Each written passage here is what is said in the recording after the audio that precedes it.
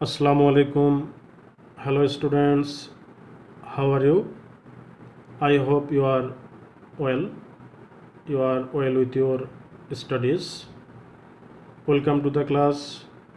Today's topic is changing sentence, especially simple, complex and compound.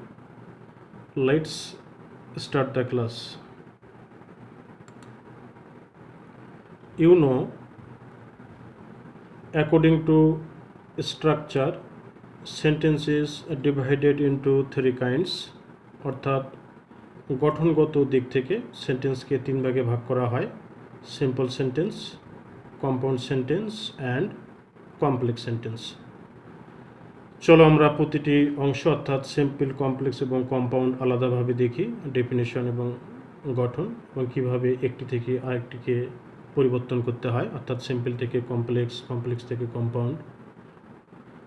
Simple sentence: the sentence that contains a subject and a finite verb and expresses a complete thought is called a simple sentence। অর্থাৎ যে সেন্টেন্সে একটি subject এবং একটি finite verb থাকে এবং যে বাক্যাংশটি পরিপূর্ণ অর্থ প্রকাশ করে তাকে সিম্পল সেন্টেন্স বলে।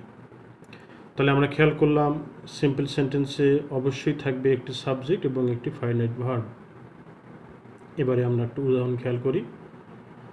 রহিম plays football every afternoon. In this sentence, Rahim is subject and plays is finite verb, and the sentence Rahim plays football every afternoon, the sentence has complete meaning, so it's a simple sentence। আমরা একটু খেয়াল করি। In this type of sentence there is one independent clause। এই independent ক্লোজের আরও কিছু নাম রয়েছে, যেমন প্রিন্সিপাল ক্লোজ অথবা main clause, which may be joined by non-finite verbs। অর্থাৎ সিম্পল সেন্টেন্সে নন ফাইনাইট ভার্বস থাকতে পারে, তবে সব সিম্পল সেন্টেন্সে যে নন ফাইনাইট ভার্বস থাকতেই হবে এমনটি নয়। আর নন ফাইনাইট ভার্বস বলতে জিরান্ড, পার্টিসিপল এবং ইনফিনিটিভকে বোঝায়। আমরা রাইট ফর্ম অফ ভার্বস যখন শিখিয়েছি তখন দেখেছি। আরও কিছু উদাহরণের দিকে খেয়াল করা যাক। While going there I met him. মনোযোগ দাও। আই মেট হিম এটি মূলত হচ্ছে independent clause. I met him এটি মূলত ইন্ডিপেন্ডেন্ট ক্লোজ বা প্রিন্সিপাল ক্লোজ বা মেইন ক্লোজ, কারণ এখানে একটি সাবজেক্ট এবং একটি ফাইনাইট ভার্ব রয়েছে এবং এই বাক্যাংশটির একটি কমপ্লিট মিনিং রয়েছে। অপর অংশটির দিকে খেয়াল করো। হোয়াইল গোয়িং দেয়ার এটি মূলত একটি ফ্রেজ। তোমরা জানো ফ্রেজ হচ্ছে শব্দগুচ্ছ, অর্থাৎ আ গ্রুপ অফ ওয়ার্ডস, শব্দগুচ্ছ। এটি মূলত একটি পার্ট অফ স্পিচকে ব্যাখ্যা করে। আমরা যখন ফ্রেজ নিয়ে আলোচনা করব তখন এই বিষয় নিয়ে বিশদ আলোচনা হবে ইনশাল্লাহ। হোয়াইল গোয়িং দেয়ার এই অংশটিতে গোয়িং হচ্ছে নন ফাইনাইট ভার্ব, মূলত প্রেজেন্ট পার্টিসিপল। দ্বিতীয় উদাহরণ, ডিসপাইট বিং সিক, অর্থাৎ অসুস্থ হওয়া সত্ত্বেও হি অ্যাটেন্ডেড দ্য মিটিং, সে মিটিংয়ে উপস্থিত হয়েছিল। হি অ্যাটেন্ডেড দ্য মিটিং এই অংশটুকু হচ্ছে independent clause. Despite being sick এটি একটি ফ্রেজ এবং বিং হচ্ছে নন ফাইনাইট ভার্ব অর্থাৎ present participle. There is no use of conjunction in simple sentence. Simple সেন্টেন্সে মূলত কোনো কনজাংশন থাকে না, তবে জয়নিং ওয়ার্ডস, উদাহরণস্বরূপ অ্যান্ডের কথা বলা যেতে পারে, নাউনকে যুক্ত করতে পারে, ভার্বকে নয় নাউনকে যুক্ত করতে পারে। যেমন bread and butter, Rahman and Selim, এগুলো মূলত সাবজেক্ট, এগুলো দ্বারা কোনো ভার্বকে ব্যক্ত করেনি। এবারে আমরা দেখব কম্পাউন্ড সেন্টেন্স। সহজ ভাষায় বলতে গেলে দুটি সিম্পল সেন্টেন্স অর্থাৎ ইন্ডিপেন্ডেন্ট ক্লোজকে যদি কোঅর্ডিনেটিং কনজাংশন দ্বারা যুক্ত করা হয় তাহলে মূলত একটি কম্পাউন্ড সেন্টেন্স হয়। আমরা একটু বিশদ দেখি, ডিটেলস দেখি। In this type of sentence there are multiple independent clauses অর্থাৎ একাধিক স্বাধীন বাক্যাংশ থাকবে and no dependent clause এবং কোনো পরাধীন বাক্যাংশ থাকবে না। ইন্ডিপেন্ডেন্ট ক্লোজে নিজস্ব অর্থ থাকে, নিজস্ব অর্থ ব্যক্ত করার জন্য অন্য কোনো বাক্যাংশের উপর নির্ভর করতে হয় না, কিন্তু ডিপেন্ডেন্ট ক্লোজ কখনোই নিজের অর্থ নিজে প্রকাশ করতে পারে না। পরিষ্কার অর্থের জন্য, পরিপূর্ণ অর্থের জন্য ইন্ডিপেন্ডেন্ট ক্লোজের উপর নির্ভর করতে হয়। একে সাবঅর্ডিনেট ক্লোজও বলা হয়। All the clauses are join together by coordinating conjunctions অর্থাৎ ইন্ডিপেন্ডেন্ট ক্লোজ অর্থাৎ কম্পাউন্ড সেন্টেন্সে যে একাধিক ইন্ডিপেন্ডেন্ট ক্লোজ থাকবে সেই একাধিক ইন্ডিপেন্ডেন্ট ক্লোজ কোঅর্ডিনেটিং কনজাংশন দ্বারা যুক্ত থাকবে। Such sentences have two finite verbs and two subjects. List of coordinating conjunctions. Coordinating conjunctions connect to equal parts of a sentence. Here are they. আমরা কয়েকটি coordinating conjunction দেখব, and, but, nor, or, so, yet। মূলত এই coordinating conjunctionগুলো দুটি independent ক্লোজকে যুক্ত করলেই সেটি compound sentence হবে। আমরা উদাহরণ দেখি। I tried to speak Spanish, এটি একটি independent close. My friend tried to speak English, এটি একটি ইন্ডিপেন্ডেন্ট ক্লোজ। এই দুটি প্রিন্সিপাল ক্লোজ বা ইন্ডিপেন্ডেন্ট ক্লোজকে কোঅর্ডিনেটিং কনজাংশন অ্যান্ড যুক্ত করেছে, এই জন্য মূলত এই সেন্টেন্সটি একটি কম্পাউন্ড সেন্টেন্স। এবারে আসো কমপ্লেক্স সেন্টেন্স। সহজ ভাষায় বলতে গেলে কমপ্লেক্স সেন্টেন্সে থাকবে একটি ইন্ডিপেন্ডেন্ট ক্লোজ এবং একটি ডিপেন্ডেন্ট ক্লোজ। আবারও বলছি, একটি ইন্ডিপেন্ডেন্ট ক্লোজ এবং একটি ডিপেন্ডেন্ট ক্লোজ, একটি স্বাধীন বাক্যাংশ এবং একটি পরাধীন বাক্যাংশ, অর্থাৎ এমন একটি বাক্যাংশ যে বাক্যাংশটি তার অর্থের জন্য ইন্ডিপেন্ডেন্ট ক্লোজের উপর নির্ভর করবে। Subordinate conjunctions connect to unequal parts, dependent and independent, dependent and independent, পরাধীন এবং স্বাধীন। মূলত ডিপেন্ডেন্ট ক্লোজের সঙ্গে এই সাবঅর্ডিনেটিং কনজাংশনগুলো থাকবে, অর্থাৎ কোনো একটি বাক্যাংশের শুরুতে যদি এগুলো থাকে, মূলত এই ওয়ার্ডগুলোই হচ্ছে ডিপেন্ডেন্ট ক্লোজকে বুঝিয়ে দেওয়ার জন্য কনজাংশন। এগুলোর দিকে খেয়াল করো। সেন্স, অ্যাজ, হোয়েন, দো, although, so that, whenever, because, then, whereas, that, wherever, that, whether, if, though, which, till, while, unless, who, until, why, how এবং what। উদাহরণগুলোর দিকে খেয়াল করো। when he handed in his homework, দেখো বাক্যাংশটি when দিয়ে শুরু হয়েছে। he forgot to give the teacher the last page, এখানে দুটি বাক্যাংশ রয়েছে।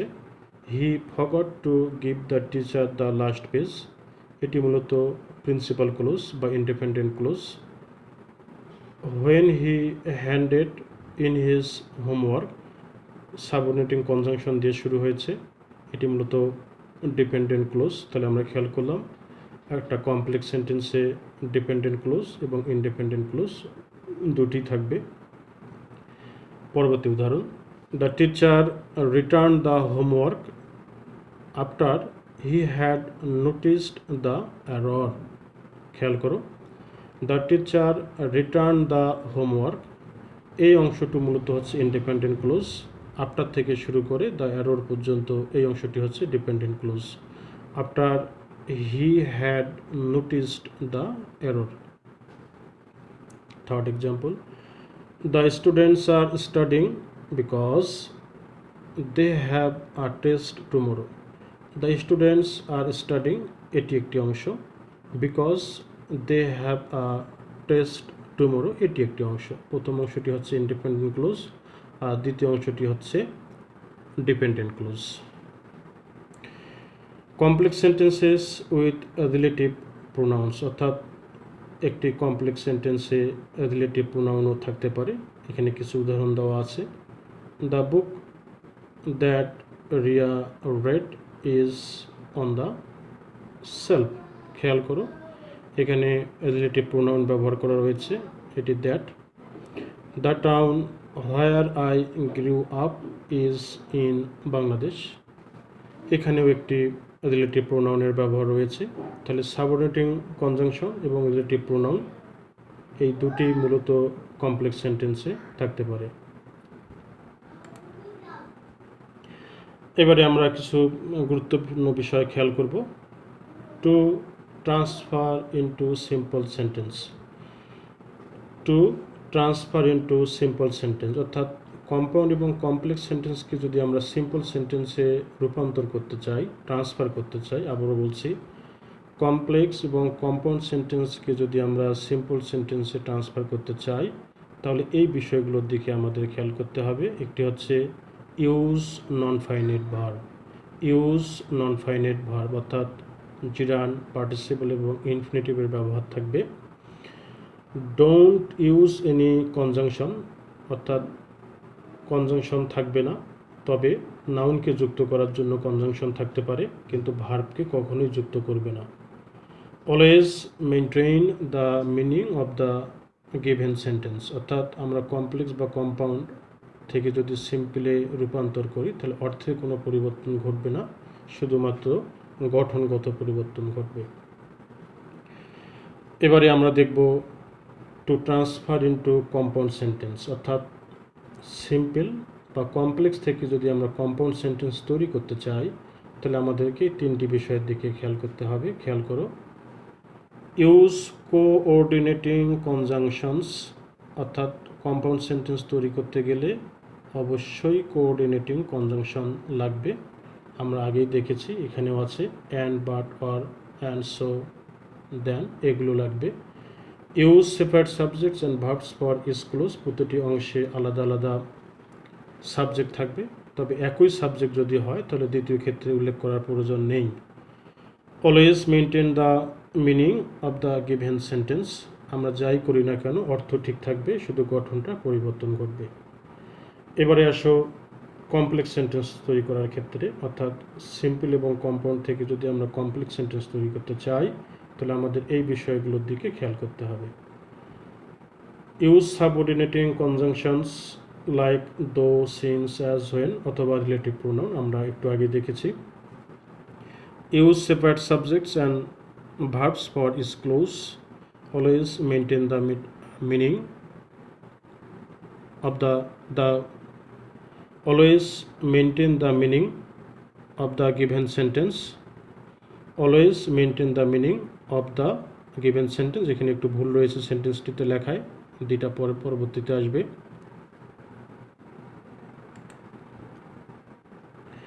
এবারে আমরা দেখব কিভাবে কমপ্লেক্স সেন্টেন্স থেকে সিম্পল থেকে কম্পাউন্ড অথবা কম্পাউন্ড থেকে সিম্পল অথবা কমপ্লেক্স করতে হয়। একটু খেয়াল করো, কম্পাউন্ড সেন্টেন্সে যদি ওয়েন, অ্যাজ, সিন্স অথবা বিকজ থাকে, আবারও বলছি, যে কমপ্লেক্স সেন্টেন্সে হোয়েন, অ্যাজ, সিন্স অথবা বিকজ থাকবে, হোয়েন, অ্যাজ, সিন্স, বিকজ যুক্ত কমপ্লেক্স সেন্টেন্সকে যদি আমরা সিম্পল করতে চাই তাহলে ভার্বের সাথে আইএনজি বসবে, অর্থাৎ ভার্বের মূল ভার্বের বেস ফর্মের সঙ্গে আইএনজি বসবে, অথবা বিং বসবে, অথবা বিকজ অফ বসবে। খেয়াল করো, when he saw the police he ran away, মূল ভার্ব হচ্ছে স, এর বেস ফর্ম হচ্ছে সি, তার সঙ্গে ING, seeing the police he ran away. তাহলে আবারও বলছি, হোয়েন, অ্যাজ, সিন্স, বিকজ যুক্ত কমপ্লেক্স সেন্টেন্সকে সিম্পল করতে গেলে ভার্বের সঙ্গে আইএনজি বসবে, মাঝে একটি কমা বসবে, পরবর্তী অংশ বসবে, অর্থাৎ হি র্যান অ্যাওয়ে, এটি হচ্ছে ইন্ডিপেন্ডেন্ট ক্লোজ। হি র্যান অ্যাওয়ে, এর ইন্ডিপেন্ডেন্ট ক্লোজ কখনোই পরিবর্তন হবে না, শুধুমাত্র ডিপেন্ডেন্ট ক্লোজকে নন ফাইনাইট ভার্বে রূপান্তরিত করতে হবে, অর্থাৎ ফ্রেজে রূপান্তরিত করতে হবে। ফ্রেজ নিয়ে আমরা অন্য একটা ক্লাসে আলোচনা করব।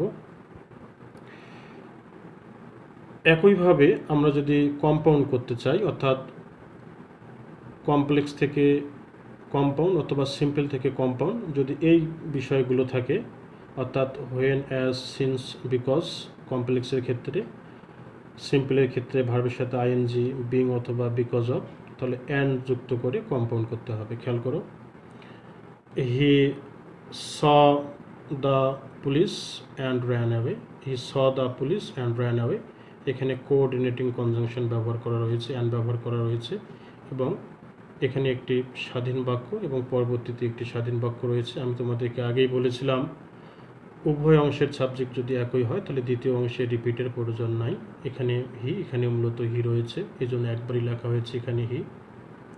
পরবর্তীতে as he was ill he could not come, as he was ill he could not come.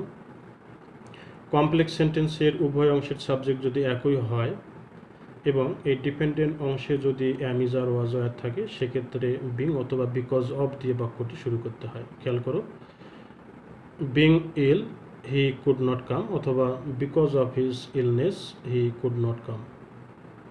যখন অ্যাজ অথবা বিং অথবা বিকজ অফ থাকবে, আগেই বলা হয়েছে, তখন অ্যান্ড ব্যবহার করতে হবে। He was ill and so he could not come. আমরা দ্বিতীয় নিয়মে যাই। কমপ্লেক্স সেন্টেন্সে যদি ইফ থাকে তাহলে বাই প্লাস ভার্বের সাথে আইএনজি, আর যদি আনলেস থাকে তাহলে উইদাউট প্লাস ভার্বের সঙ্গে আইএনজি, এবং উভয় ক্ষেত্রে কম্পাউন্ড করতে গেলে অর ব্যবহার করতে হবে। খেয়াল করো, if you work hard you will succeed, if you work hard you will succeed, এখানে ইফ রয়েছে, এই জন্য বাই প্লাস ভার্বের সঙ্গে ING. By working hard you will succeed, এই অংশটি হচ্ছে প্রিন্সিপাল ক্লোজ। প্রিন্সিপাল ক্লোজের কখনো পরিবর্তন হয় না, সর্বক্ষেত্রে একই থাকবে, শুধুমাত্র ডিপেন্ডেন্ট ক্লোজকে ফ্রেজে রূপান্তরিত করতে হবে। কম্পাউন্ডের ক্ষেত্রে ইফ বা উইদাউট বা আনলেস বা ভার্বের সাথে আইএনজি থাকলে অর দিয়ে কম্পাউন্ড করতে হয়, work hard or you won't succeed.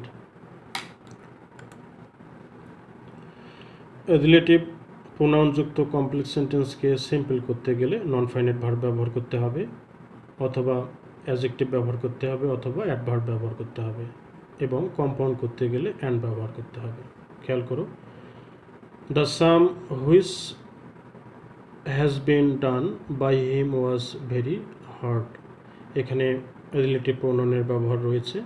Relative প্রোনাউনটি উঠে যাবে, হেল্পিং ভার্ব উঠে যাবে, শুধুমাত্র মূল অংশটুকু, মূল ভার্ব যেটি, সেটি বলবে ব্যবহার করতে হবে, অর্থাৎ এখানে একটি পার্টিসিপল ব্যবহার করা হয়েছে।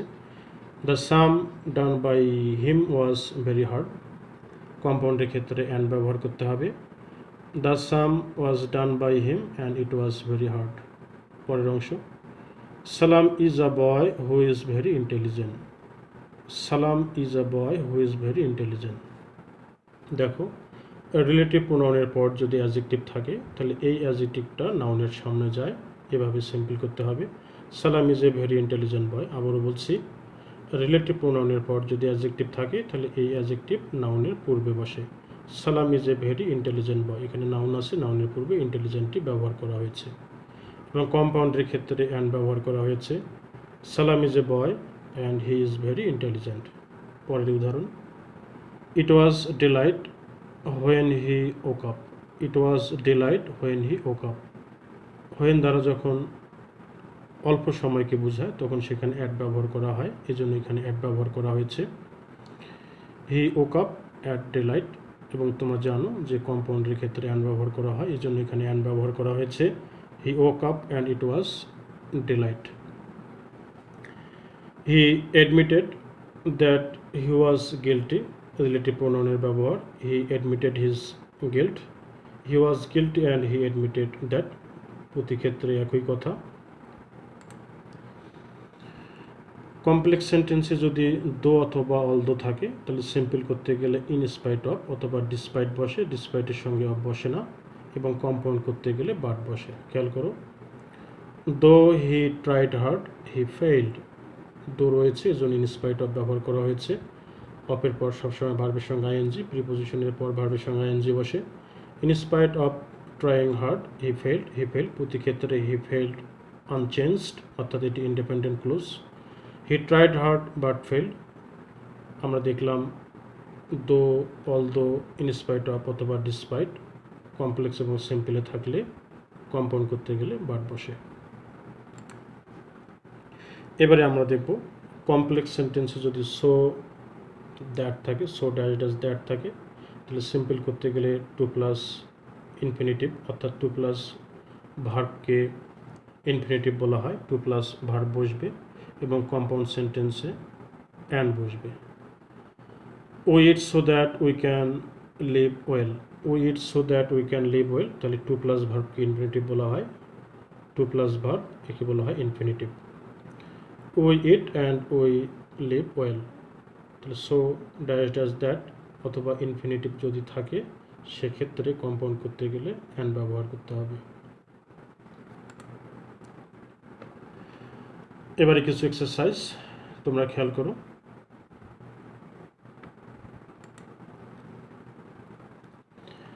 Change the simple sentences into complex, অর্থাৎ এখানে সিম্পল সেন্টেন্স দেওয়া আছে, একে কমপ্লেক্স সেন্টেন্সে রূপান্তর করতে হবে। একটু খেয়াল করি। I saw a beautiful girl, I saw a girl who was beautiful, relative pronoun ব্যবহার করা হয়েছে। Being sincere and hard working, Mitu earned the reward. As, Mitu as ব্যবহার করা হয়েছে। তোমরা জানো যখন কমপ্লেক্স সেন্টেন্স তৈরি করা হয় তখন ডিপেন্ডেন্ট ক্লোজের সঙ্গে অর্থাৎ ডিপেন্ডেন্ট ক্লোজে সাবঅর্ডিনেটিং কনজাংশন থাকে। অ্যাজ হচ্ছে এমনই একটি subordinating conjunction. As Mitu is sincere and hard working, she earn the reward, একটি কমা ব্যবহার করতে হবে।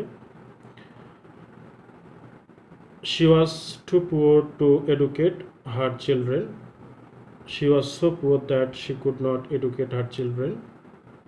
I have informed him of his success, I have informed him of his success, I have informed him that he has succeeded. এবার দিকে খেয়াল করো। In spite of his being tall, he does not play football, though he is tall, he does not play football. এই বানানটির দিকে একটু খেয়াল করো। SUCCEED, succeed থেকে সাকসিডেড।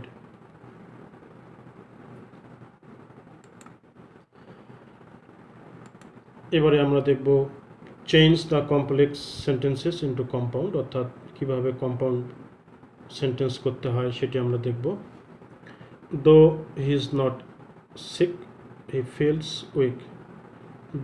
দো থাকলে ইয়েট অথবা অর ব্যবহার করতে হয়। He is not sick, he is not sick, yet he feels weak. As soon as the electricity went out, the thief entered the house. The electricity went out and the thief entered the house. If you work hard, you will shine in life. Work hard and you will shine in life. If you do it, you will die. Do it and you will die. The man went home so that he could see his grandson. The man wanted to see his grandson and so he went home. আমরা আরেকটি ক্লাসে এগুলো নিয়ে বিস্তারিত আলোচনা করব ইনশাআল্লাহ। আমরা একদম শেষের দিকে চলে এসেছি। খেয়াল করো, change the compound sentence into simple, কীভাবে সিম্পল করতে হয়। I went to his home but he did not meet me. In spite of my going to his home, he did not meet me. He was ill and so he could not attend the meeting. Because of his being ill, he could not attend the meeting. I woke up and received your phone call. Waking up, I received your phone call. Work hard and you will be successful. By working hard, you will be successful. Sadman saw a snake and killed it at once. Immediately after seeing a snake, Sadman killed it. শিক্ষার্থীবৃন্দ, simple complex compound নিয়ে আমার আরও একটি class থাকবে, সেখানে আরও বিস্তারিত নিয়মগুলো বোঝানোর চেষ্টা করা হবে ইনশাল্লাহ। আশা করি তোমরা কিছুটা হলেও বুঝেছো। সকলে ভালো থাকো, মনোযোগ দিয়ে পড়াশোনা করো। আল্লাহ নিশ্চয়ই আমাদের সবার সহায় হবেন। ধন্যবাদ।